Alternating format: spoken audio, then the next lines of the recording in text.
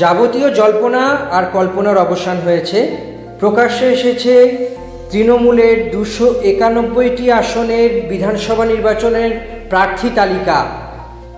অর্থাৎ গত মঙ্গলবার অর্থাৎ গতকাল কালীঘাট থেকে সরাসরি তৃণমূল নেত্রী মমতা বন্দ্যোপাধ্যায় বিধানসভা নির্বাচনে তার দলের সৈনিক ঠিক করেছেন এবং কোন আসনে কারা প্রতিদ্বন্দ্বিতা করবে তা জানিয়ে দিয়েছেন। পশ্চিমবঙ্গ বিধানসভায় 294টি আসন, সেই 294টি আসনের মধ্যে সব থেকেই ভালো আমরা জানি যে এই 294টি আসনের মধ্যে একদমই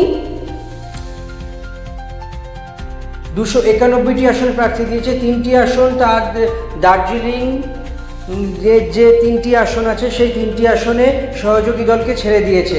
অর্থাৎ সব মিলিয়ে টান উত্তেজনা। ইতিমধ্যে বিজেপি এবং বামেরাও প্রার্থী তালিকা প্রকাশ করে ফেলেছে। বিজেপি 144টি আসনের প্রার্থী তালিকা প্রকাশ করেছে আর বামেরা প্রথম ফেজের ভোটের প্রার্থী তালিকা প্রকাশ করেছে। সম্ভবত বিজেপির দ্বিতীয় তালিকা আজই প্রকাশিত হবে বা কালও হতে পারে। চূড়ান্ত পর্যায়ে বিশ্লেষণ চলছে, চূড়ান্ত পর্যায়ে প্রার্থী নিয়ে নানা রকমের আলাপ আলোচনা চলছে এবং সম্ভবত আজই অর্থাৎ বুধবার 18ই মার্চ কংগ্রেস, পশ্চিমবঙ্গ প্রদেশ কংগ্রেসও প্রার্থী তালিকা ঘোষণা করতে পারে। অন্তত এমনই সমস্ত কিছু তথ্য পাওয়া যাচ্ছে এবং জানতে পারা যাচ্ছে। সব মিলিয়ে বলা যেতে পারে যে হাড্ডাহাড্ডি লড়াই, ইঞ্চিতে প্রতিটি প্রার্থী বুঝে নিচ্ছে। কিন্তু সব থেকে বড় বিষয় হলো নন্দীগ্রাম। রাজ্য রাজনীতির অত্যন্ত বড়সড় একটি ঘটনা, বড়সড় একটি সিট হলো নন্দীগ্রাম। নন্দীগ্রামে এবার কি হবে? অর্থাৎ গত বছর বলা ভুল, 2021 বিধানসভা ভোটে হটস্পট ছিল নন্দীগ্রাম। কেননা তৃণমূল নেত্রী অর্থাৎ মমতা বন্দ্যোপাধ্যায় এবং শুভেন্দু অধিকারী মধ্যে দ্বৈরথ হয়েছিল। 2000-এরও কম ভোটে সেখানে মুখ্যমন্ত্রী মমতা বন্দ্যোপাধ্যায় পরাজিত হয়েছিলেন এবং সব মিলিয়ে বলা যেতে পারে সেই দিকটাই আবার এবার দেখতে পারবেন সবাই। কেননা ভবানীপুরে ফের মমতা এবং শুভেন্দুর দ্বৈরথ দেখতে পাওয়া যাবে। কিন্তু সবার আগে নন্দীগ্রামে কি হচ্ছে? নন্দীগ্রামে আর কিছুই না, নন্দীগ্রামে তৃণমূলের বাজি হলো পবিত্র কর। এই পবিত্র কর আর কেউ না, আগে তৃণমূল কর্মী ছিলেন, নন্দীগ্রামে ভূমিপুত্র এবং অনেকে পবিত্র করকে বা প্রচলিত মহল বা ঘনিষ্ঠ মহল বা নন্দীগ্রামের বিভিন্ন জায়গায় পবিত্র করকে সাইলেন্ট কিলার হিসেবে বলা হয়ে থাকে। অর্থাৎ তিনি ভূমিপুত্র, দক্ষ সংগঠক এবং বিভিন্ন মানুষের মধ্যে গ্রহণযোগ্যতা আছে। তো সব মিলিয়ে বলা যেতে পারে যে একটা বড় সড়ো ঘটনা ঘটতে চলেছে নন্দীগ্রামে, পবিত্রকর ভার্সেস শুভেন্দু অধিকারী। এবং এই পবিত্রকরের আরও একটি বিষয় আছে এবং আরও একটি পরিচয় আছে। পবিত্রকর বয়াল 2 নম্বর যে গ্রাম পঞ্চায়েত, সেই গ্রাম পঞ্চায়েতের যিনি প্রধান তার স্বামী এবং বলা যেতে পারে যে বিজেপি প্রধানের স্বামী। এবং বিজেপি থেকে মঙ্গলবার তৃণমূলে এসেছেন সকালে এবং সন্ধেবেলায় তৃণমূল নেত্রী মমতা বন্দ্যোপাধ্যায় যখন প্রার্থী তালিকা ঘোষণা করে সেই প্রার্থী তালিকায় উঠে আসে পবিত্র করের নাম।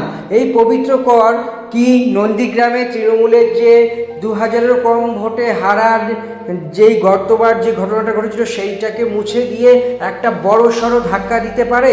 শুভেন্দু অধিকারীকে কি হারাতে পারে?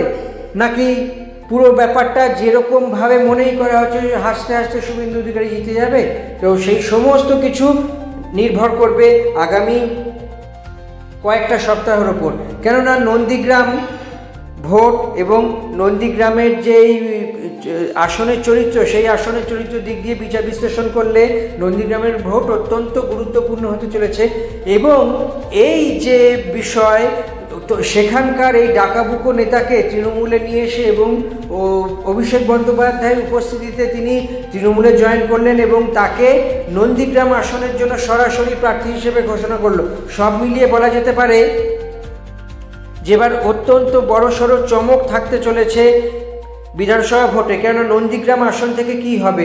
নন্দীগ্রামের বয়াল 1, বয়াল 2 এবং যেই ব্লক 1, ব্লক 2 যে ভোটের চরিত্র, যে ভোটারদের চরিত্র, যে রেকর্ড বয়ে চলেছে, সেই রেকর্ড কতখানি পরিষ্কার বা পরিচ্ছন্ন হবে, সব মিলিয়ে বলা যেতে পারে যে অত্যন্ত বড় সড়ো বা অগ্নি পরীক্ষার সামনে আসতে চলেছেন সাধারণ মানুষেরা। এবং সব মিলিয়ে বলা যেতে পারে নন্দীগ্রামে কি হবে, আগামী দিনে কি হতে চলেছে, বিরোধী দলনেতা শুভেন্দু অধিকারী কি নন্দীগ্রামে জয়লাভ করবেন, সেই সমস্ত প্রশ্নের উত্তর আগামী কয়েক সপ্তাহের মধ্যেই পরিষ্কার হবে। জাস্ট ভোট ঘোষণা করা হয়েছে, এখন বিধানসভার যে প্রচার পর্ব চলবে এবং প্রচার পর্বেই পরিষ্কার হতে থাকবে, শুরু করবে কি চিত্র হতে চলেছে।